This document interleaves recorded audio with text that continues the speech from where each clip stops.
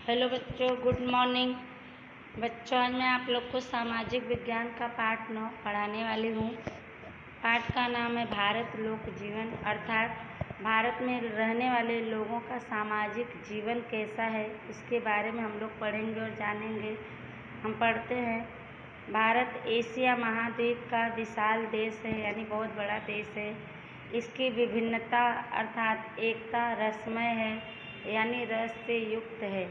प्राचीन अर्थात पुराना भी है। सिंधु संस्कृति या हड़प्पी संस्कृति अति प्राचीन है, अर्थात बहुत पुराना है। उसका विकास भारत में हुआ था।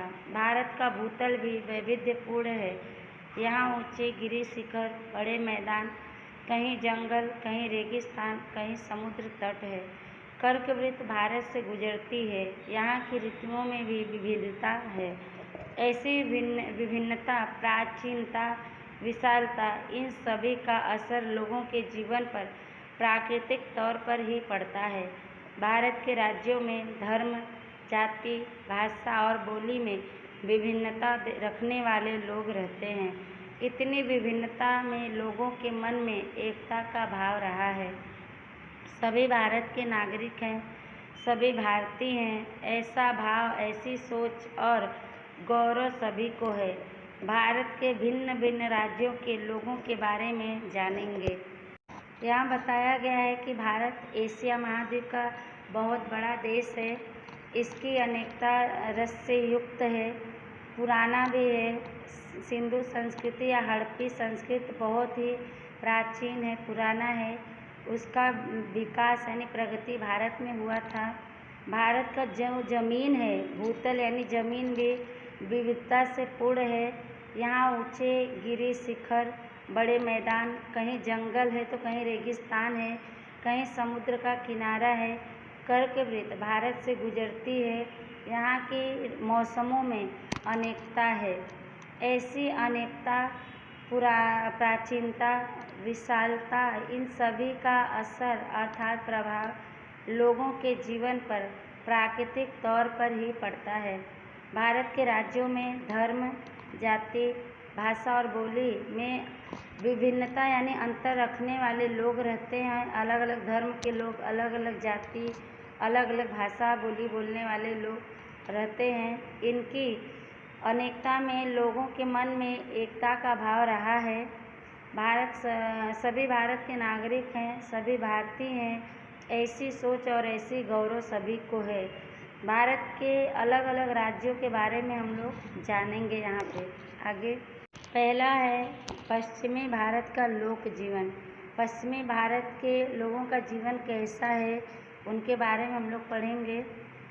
गुजरात के लोक जीवन के बारे में आप सीख चुके हैं। गुजरात भारत के पश्चिम में आया हुआ है, जिससे हम पश्चिम से शुरुआत करेंगे। पश्चिमी भारत के लोग खुराक अर्थात भोजन में अनाज, दलहन, हरी सब्जी, घी, दूध, छाछ, मक्खन आदि का उपयोग करते हैं। वे मसाला युक्त वानगियाँ खाने के शौकीन हैं। काठियावाड़ी भोजन और दाल बाटी प्रख्यात यानी प्रसिद्ध खाना है। पश्चिमी भारत में समुद्र तट खूब विशाल है, जिससे यहाँ के खाने में मछली, अंडे भी शामिल होते हैं। यहाँ के पुरुष धोती या बड़ा पैजामा, छोटा अंगरखा कुर्ता पहनते हैं, कंधे पर खेस रखते हैं। गुजरात में पुरुष धोती कुर्ता पहनते हैं, स्त्रियाँ साड़ी, चोली, कब्जा पहनती हैं। राजस्थान में पुरुष धोती अंगरखा पहनते हैं, स्त्रियाँ रंगीन घेरा वाला घाघरा और कमर तक पहुँच सके ऐसा कब्जा पहनती हैं। महाराष्ट्र में पुरुष धोती और सिर पर टोपी पहनते हैं, स्त्रियाँ कछोटा लगाकर साड़ी पहनती हैं। आज शहरी समाज में पुरुष पैंट शर्ट और स्त्रियाँ ड्रेस या जीन्स पहने दिखाई देती हैं। यहाँ के जंगल विस्तार में भी विस्तार के हिसाब से पोशाक देखने को मिलता है। यहाँ पश्चिमी भारत के लोगों के जीवन के बारे में बताया गया है कि गुजरात के लोक जीवन के बारे में हम लोग सीख चुके हैं, जान चुके हैं। गुजरात भारत के पश्चिमी क्षेत्र में स्थित है, जिससे हम पश्चिम से आरंभ करेंगे। पश्चिमी भारत के लोग भोजन में अनाज, दलहन, हरी सब्जी, घी, दूध, छाछ, मक्खन आदि उपयोग में लेते हैं। वे मसाला से बने वानगियाँ खाने के शौकीन हैं। काठियावाड़ी भोजन और दाल बाटी प्रसिद्ध खाना है गुजरात का। पश्चिमी भारत में समुद्री तट बहुत विशाल है, बड़ा है, जिससे यहाँ के खाने में मछली, अंडे का भी प्रयोग किया जाता है। यहाँ के पुरुष धोती या बड़ा पैजामा, छोटा अंगरखा कुर्ता पहनते हैं, कंधे पर खेस रखते हैं। खेस मतलब कि हाथ से काता हुआ चद्दर, सूती का।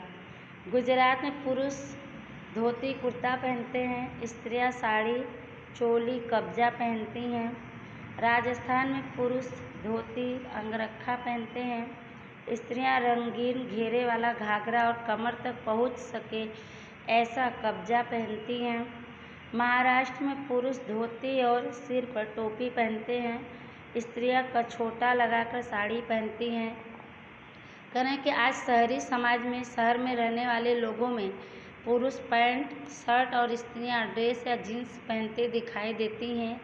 यहाँ के जंगल विस्तार में भी विस्तार के हिसाब से पोशाक यानी पहनावा देखने को मिलता है। आगे हाँ, ईंट, पत्थर और सीमेंट के मकान दिखाई देते हैं।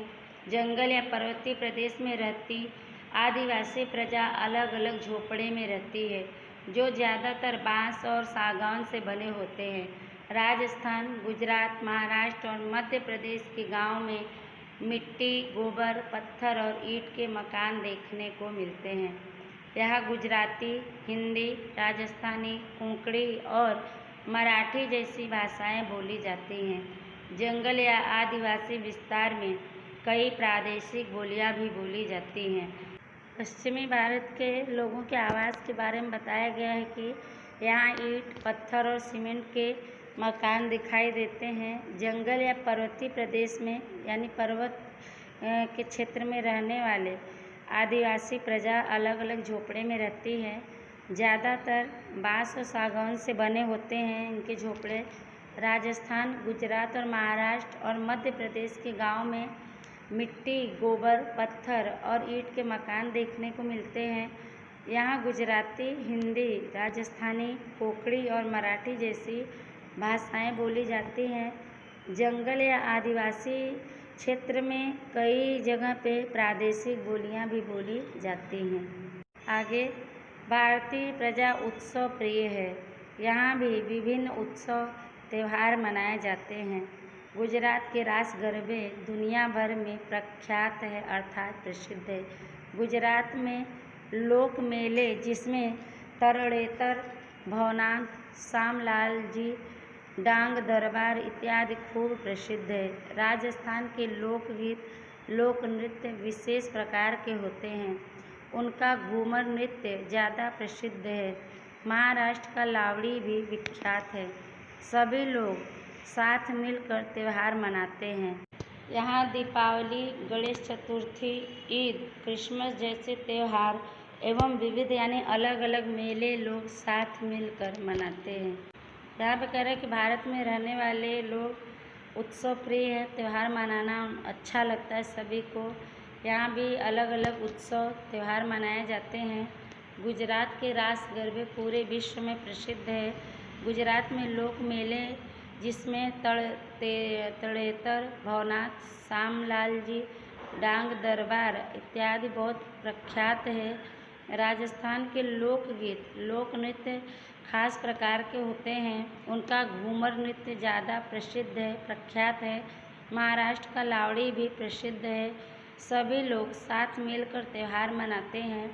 यहाँ दीपावली, गणेश चतुर्थी, ईद, क्रिसमस जैसे त्यौहार एवं अलग अलग मेले लोग एक साथ मिलकर मनाते हैं। आगे है दूसरा, उत्तरी भारत का लोक जीवन। उत्तर भारत के लोगों का सामाजिक जीवन कैसा है इसके बारे में हम लोग पढ़ेंगे। उत्तर भारत के लोगों का प्रमुख खुराक यानी भोजन गेहूं में से बनने वाले व्यंजन हैं। वे दलहन, हरी सब्जी, फल, घी, दूध और छाछ लेते हैं। पंजाब की लस्सी अधिक विख्यात है। उसी प्रकार पंजाबी खाना भी आज अधिक विख्यात है। पंजाब 5 नदियों के प्रदेश के रूप में पहचाना जाता है, जबकि जम्मू कश्मीर प्राकृतिक सौंदर्य के लिए सारे विश्व में विख्यात है। उसे पृथ्वी पर का स्वर्ग कहा जाता है। यहाँ के लोग गठीले यानी मजबूत बदन के और स्वभाव से परिश्रमी होते हैं। यहाँ के पुरुष धोती, अंगरखा और गंजी पहनते हैं। स्त्रियाँ घाघरा, ब्लाउज और साड़ी पहनती हैं। जम्मू कश्मीर के पुरुष लंबी बाह का झब्बा और स्त्रियाँ सलवार कमीज पहनती हैं, सिर पर स्कार्फ बांधती हैं। पंजाबी ड्रेस भी खूब प्रचलित है। पंजाबी लोगों की पगड़ी खूब प्रचलित है। कुर्ते पर जैकेट भी पहनते हैं। आधुनिकता के अनुसार वहाँ भी पोशाक में परिवर्तन यानी बदलाव दिखलाई देता है। यहाँ बता रहे हैं उत्तरी भारत के लोगों का जीवन के बारे में। उत्तर भारत के लोगों का भोजन खास करके गेहूं से बनने वाले व्यंजन हैं। वे भोजन में दलहन, हरी साग सब्जी, फल, घी, दूध और छाछ लेते हैं। पंजाब की लस्सी अधिक प्रसिद्ध है। उसी प्रकार पंजाबी खाना भी आज अधिक प्रसिद्ध है। पंजाब 5 नदियों के प्रदेश के रूप में पहचाना जाता है, जबकि जम्मू कश्मीर कुदरती सुंदरता के लिए सारे विश्व में प्रसिद्ध है, विख्यात है। उसे पृथ्वी का स्वर्ग कहा जाता है। यहाँ के लोग मजबूत बदन के और स्वभाव के मेहनती होते हैं स्वभाव से। यहाँ के पुरुष धोती, अंगरखा और गंजी पहनते हैं। स्त्रियाँ घाघरा, ब्लाउज और साड़ी पहनती हैं।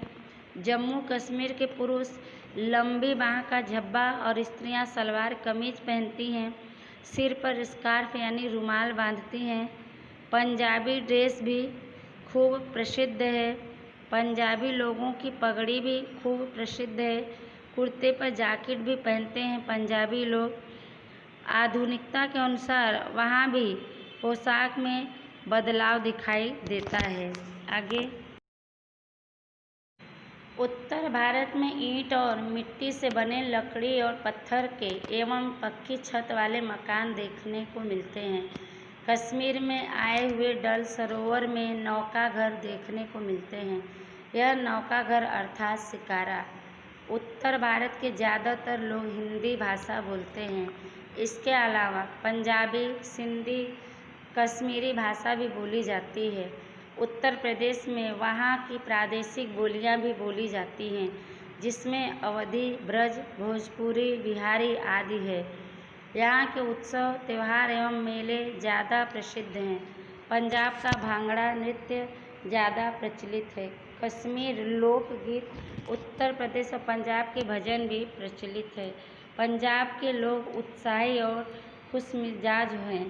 कश्मीरी लोग स्वभाव से शांत प्रकृति के होते हैं। पंजाब का बैसाखी और उत्तर प्रदेश का खूनी का मेला विख्यात है। और आगे उत्तर भारत के बारे में बताया गया है कि उत्तर भारत के आवास ईंट और मिट्टी से बने और लकड़ी और पत्थर एवं पक्की छत वाले मकान देखने को मिलते हैं। कश्मीर में स्थित डल सरोवर में नौका घर देखने को मिलता है। यह नौका घर अर्थात शिकारा। उत्तर भारत में ज़्यादातर लोग हिंदी भाषा बोलते हैं। इसके अलावा पंजाबी, सिंधी, कश्मीरी भाषा भी बोली जाती है। उत्तर प्रदेश में वहाँ की प्रादेशिक बोलियाँ भी बोली जाती हैं, जिसमें अवधी, ब्रज, भोजपुरी, बिहारी आदि होते हैं। यहाँ के उत्सव, त्यौहार एवं मेले बहुत प्रसिद्ध हैं। पंजाब का भांगड़ा नृत्य ज़्यादा प्रसिद्ध है, प्रख्यात है। कश्मीरी लोकगीत, उत्तर प्रदेश और पंजाब के भजन भी प्रचलित हैं, लोगों में प्रख्यात हैं। पंजाब के लोग ज़्यादा खुशमिजाज और उत्साही होते हैं। कश्मीरी लोग स्वभाव से शांत प्रकृति के होते हैं। पंजाब का बैसाखी और उत्तर प्रदेश का खूनी मेला प्रसिद्ध है, प्रख्यात है।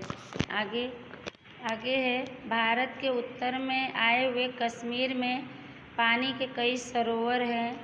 कुदरती यानी प्राकृतिक सौंदर्य वाले बर्फाच्छादित यानी बर्फ से ढके हुए ऊंचे शिखर पर गिरी केंद्र विकसित हुए हैं।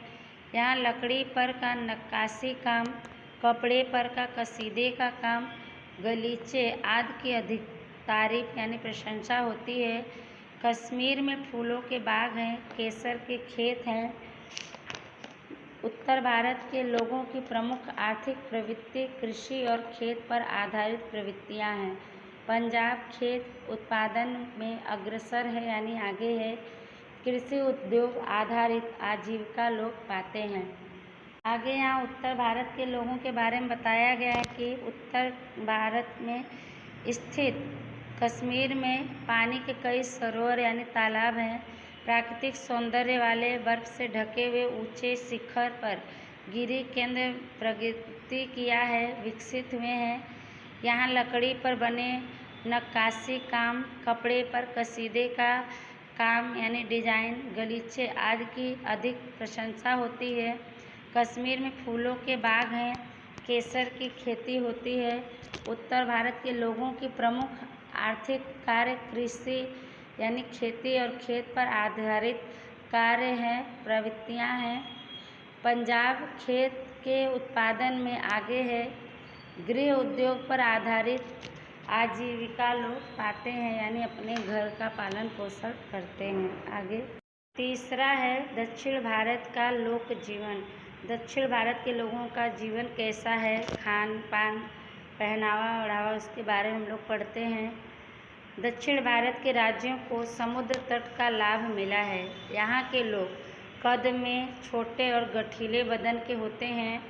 खुराक में मछली, चावल, दलहन लेते हैं। यहाँ के लोगों में प्रसंगों पर केले के पत्ते में खाने की परंपरा है। दक्षिण भारत की इडली डोसा ज़्यादा विख्यात है। मद्रासी खाना भी प्रख्यात है। यहाँ के पुरुष लुंगी, कुर्ता, कंधे पर खेस और सिर पर पगड़ी पहनते हैं, जबकि स्त्रियां दक्षिणी साड़ी, घाघरा और कब्जा पहनती हैं।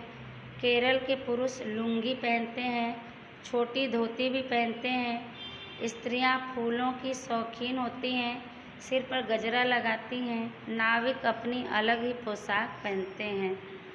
यहाँ पे दक्षिणी भारत के लोगों के बारे में बताया गया है कि दक्षिण भारत के राज्यों को समुद्र के किनारे का फ़ायदा मिला है। यहाँ के लोग कद में यानी लंबाई में छोटे होते हैं और मजबूत बदन के होते हैं। भोजन में मछली, चावल, दलहन यानी दाल लेते हैं। यहाँ के लोगों में प्रसंगों यानी उत्सवों पर, त्योहारों पर, शादी ब्याह में केले के पत्ते में खाने की रीति रिवाज है। दक्षिणी भारत की इडली डोसा विख्यात है, प्रसिद्ध है ज़्यादा करके। मद्रासी खाना भी प्रसिद्ध है।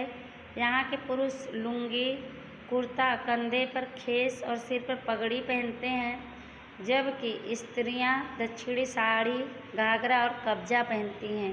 केरल के पुरुष लुंगी पहनते हैं, छोटी धोती भी पहनते हैं। स्त्रियां फूलों की शौकीन होती हैं, उनको फूल लगाना बहुत अच्छा लगता है। सिर पर गजरा लगाती हैं। नाविक यानी नाव चलाने वाले वहाँ के लोग अपनी अलग ही वस्त्र पहनावा पहनते हैं। आगे है यहाँ ईंट मिट्टी के, लकड़ी और बाँस के एवं पत्थरों के घर देखने को मिलते हैं।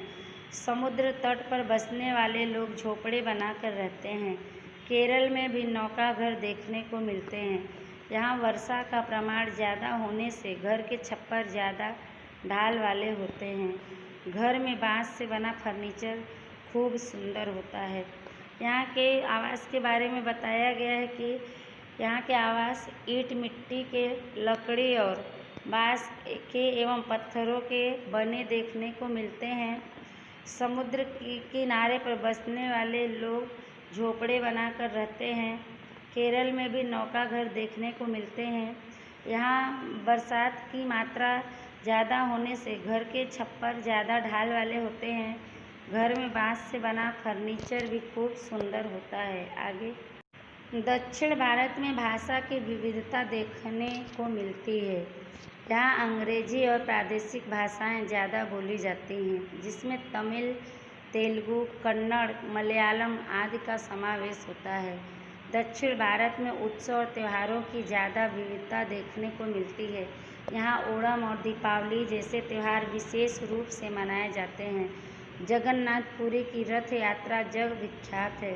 केरल का मोहिनी अट्टम कथकली विख्यात है। तमिलनाडु का भरतनाट्यम और आंध्र प्रदेश की कुचिपुड़ी नृत्य भी जगत विख्यात है। यहाँ की प्रमुख आर्थिक प्रवृत्तियाँ कृषि और समुद्र से संबंधित है। कई बड़े शहर विकसित होने से कई लोग नौकरी भी करते हैं। कृषि से जुड़े हुए भी कई हैं। यहाँ ज़्यादा वर्षा होने से धान की कृषि अधिक होती है। यहाँ दक्षिण भारत के बारे में बताया गया कि दक्षिण भारत में भाषा की विविधता यानी भाषा में भी अंतर देखने को मिलती है। यहाँ अंग्रेजी और प्रादेशिक भाषा ज़्यादा बोली जाती है, जिसमें तमिल, तेलुगु, कन्नड़, मलयालम आदि का समावेश होता है। दक्षिण भारत में उत्सव और त्योहारों की ज़्यादा अंतर देखने को मिलती है। यहाँ के त्यौहार भी लोगों के अलग अलग होते हैं। यहाँ ओणम और दीपावली जैसे त्यौहार खास करके मनाए जाते हैं। विशेष रूप से जगन्नाथपुरी की रथ यात्रा पूरे विश्व में प्रसिद्ध है। केरल का मोहिनी अट्टम कथकली प्रसिद्ध है। तमिलनाडु का भरतनाट्यम और आंध्र प्रदेश की कुचिपुड़ी नृत्य भी पूरे विश्व में प्रसिद्ध है। यहाँ की प्रमुख आर्थिक प्रवृत्तियाँ यानी कार्य खेती और समुद्र से जुड़ी हुई है। कई बड़े शहर विकसित होने से कई लोग नौकरी भी करते हैं। खेती से जुड़े हुए भी कई लोग हैं। यहाँ ज़्यादा बरसात होने से धान की खेती अधिक होती है। आगे है पूर्वी भारत का लोक जीवन। पूर्वी भारत के लोगों का सामाजिक जीवन कैसा, पहनावा, खान पान, त्यौहार, इसके बारे में हम लोग पढ़ेंगे। यहाँ के ज़्यादातर लोग गांव में रहते हैं। पूर्व के सभी प्रदेश पर्वतीय प्रदेश में आए हुए हैं। पर्वतीय ढलानों पर चाय की खेती होती है। उनका प्रमुख खुराक चावल और मछली है। इसके उपरांत दलहन, हरी सब्जी का भी समावेश होता है। बंगाल के रसगुल्ले प्रख्यात है। इस प्रदेश के लोग सूती कपड़े के वस्त्र ज़्यादा पहनते हैं। अधिक वर्षा में वे कपड़े थोड़े ऊंचे पहनते हैं। लोगों का कद थोड़ा छोटा होता है। पुरुष धोती कुर्ता चोला पहनते हैं। स्त्रियां उनकी विशेष पद्धति से साड़ी पहनती हैं। पूर्वी भारत के लोगों के बारे में यहाँ बताया गया है कि यहाँ के ज़्यादातर लोग गांव में रहते हैं। पूर्व के सभी प्रदेश पर्वतीय प्रदेश में स्थित है। पर्वतीय ढलानों पर चाय की खेती होती है। उनका प्रमुख विशेष भोजन चावल और मछली होता है। इसके अलावा दलहन, हरी सब्जी का भी समावेश होता है। बंगाल के रसगुल्ले बहुत प्रसिद्ध हैं। इस प्रदेश के लोग सूती कपड़े के वस्त्र ज़्यादा पहनते हैं। अधिक बरसात होने में वे कपड़े थोड़े ऊंचे पहनते हैं। लोगों का लंबाई कद जो है थोड़ा छोटा होता है। पुरुष धोती कुर्ता जिसे चोला भी कहते हैं वो पहनते हैं। स्त्रियां उनकी विशेष खास पद्धति यानी तरीके से साड़ी पहनती हैं। आगे इस प्रदेश में घर लकड़ी और बांस के अधिक देखने को मिलते हैं। ईंट, मिट्टी और सीमेंट के भी होते हैं। यहाँ के आदिवासी अलग अलग झोपड़े में रहते हैं। वर्षा ज़्यादा होने से घर के छप्पर अधिक ढाल वाले होते हैं। घर के पीछे के भाग में पोखर यानी छोटा सा तालाब होता है जिसमें मछलियाँ पाली जाती हैं। यहाँ के लोग प्रमुख रूप से अपनी प्रादेशिक बोली बोलते हैं। यहाँ असमी, बंगाली, उड़िया जैसी भाषाएं बोली जाती हैं। हिंदी और अंग्रेजी बोलने वाले भी कहीं कहीं देखने को मिलते हैं। यहाँ के त्यौहार उत्सव अनोखे हैं। असम का बिहू और ओजपाली नृत्य खूब प्रसिद्ध है। यहाँ बताया गया है पूर्वी प्रदेश के लोगों के बारे में कि इस प्रदेश में घर लकड़ी और बांस के अधिक देखने को मिलते हैं। ईंट, मिट्टी और सीमेंट के भी घर होते हैं। यहाँ के आदिवासी अलग अलग झोपड़े में रहते हैं। बरसात ज़्यादा होने से घर के छप्पर जो छत हैं अधिक ढाल वाले होते हैं। घर के पीछे के भाग में पोखर या छोटा सा तालाब होता है जिसमें मछलियाँ पालते हैं। यहाँ के लोग प्रमुख रूप से अपनी प्रादेशिक बोली बोलते हैं। यहाँ असमी, बंगाली, उड़िया जैसी भाषाएं बोली जाती हैं। हिंदी और अंग्रेजी बोलने वाले भी कहीं कहीं देखने को मिलते हैं। यहाँ के त्यौहार उत्सव अनोखे हैं, अद्भुत हैं। असम का बिहू और ओजपाली नृत्य बहुत प्रसिद्ध है, प्रख्यात है। आगे है, भारत धर्मनिरपेक्ष देश है। यहाँ लोग अपनी पसंदगी का धर्म पालते हैं। भारत का लोक जीवन बहुविध है। यहाँ भिन्न भिन्न राज्य के लोग अपनी अपनी प्रादेशिक भाषा में व्यवहार करते हैं। यहाँ बताया गया है कि भारत किसी धर्म को नहीं मानता है। भारत में रहने वाले लोग अपने अपनी पसंद का धर्म का पालन करते हैं, धर्म को मानते हैं। भारत के लोगों का जीवन, सामाजिक जीवन में अंतर दिखाई देता है। बहुत अलग अलग तरीके से लोग अपना जीवन जीते हैं।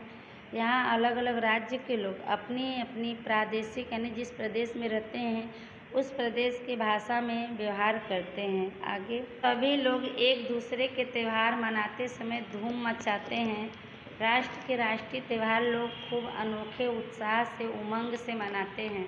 समय के साथ उसमें बदलाव यानी परिवर्तन आता रहता है।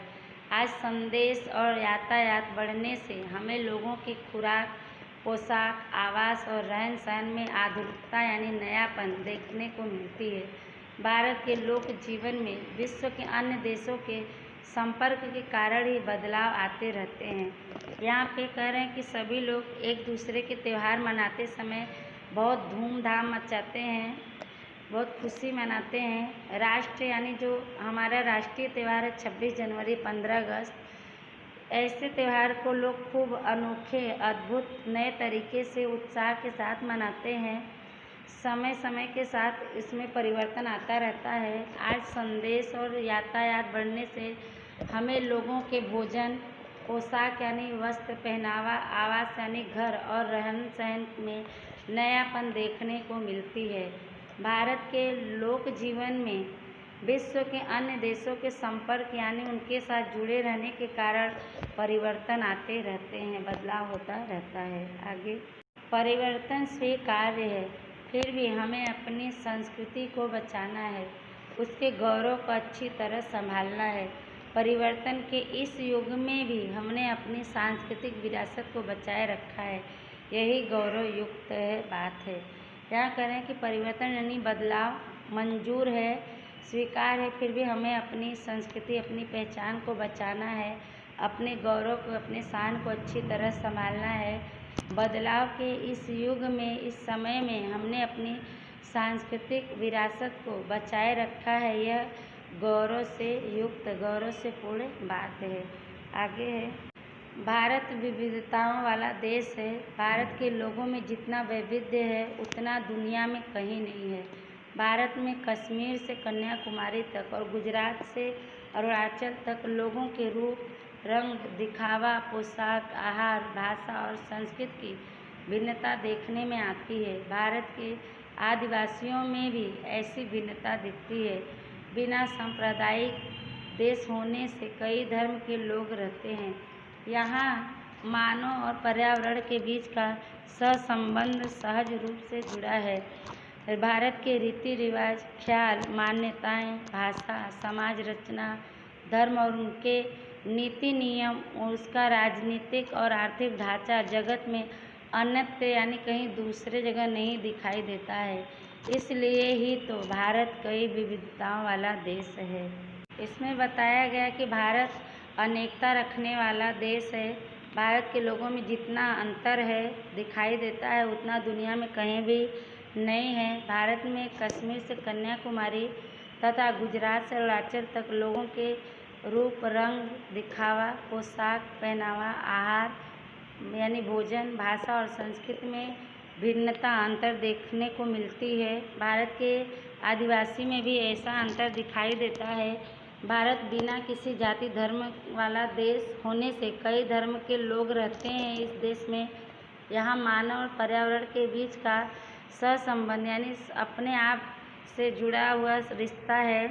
भारत के रीति रिवाज, ख्याल, मान्यताएं, भाषा, समाज रचना, धर्म और उसके नीति नियम, उसका राजनीतिक और आर्थिक ढांचा पूरे विश्व में कहीं और देखने को मिलता नहीं है। इसलिए ही तो भारत कई विविधताओं वाला, अनेकता रखने वाला देश कहलाता है।